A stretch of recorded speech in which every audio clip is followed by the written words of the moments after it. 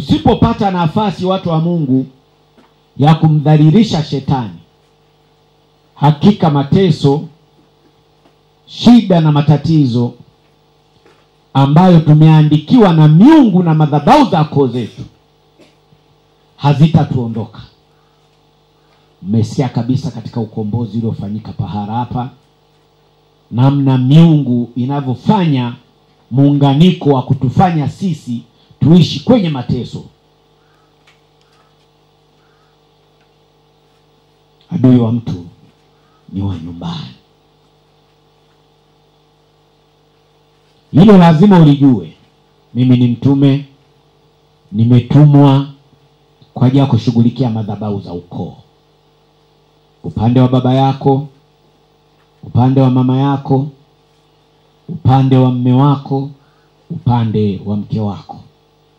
Huu wote ni muunganiko wa namna jamii inavyoishi chini ya jua. Kwa watu wa Mungu, shetani hana muda na wewe kwamba hutaenda mbinguni au unaenda mbinguni.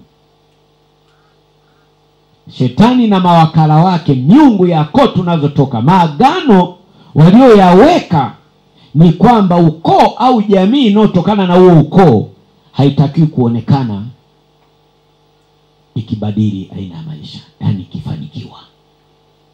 Umaskini ni roho inayotokana na ukoo wako. Magonjwa ni roho yanayotokana na ukoo wako. Kwa hiyo hii changamoto, watu wa Mungu, ni changamoto ambayo inawafanya wanadamu wasipate jibu katika maisha yao, kiroho na kimwili. Njia ya msalaba ni maarifa.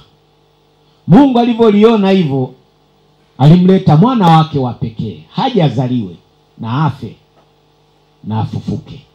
Lengo na kusudi ni kwa ajili ya sisi kutukomboa kutoka kwenye vifungo mbalimbali vya maisha chini ya jua.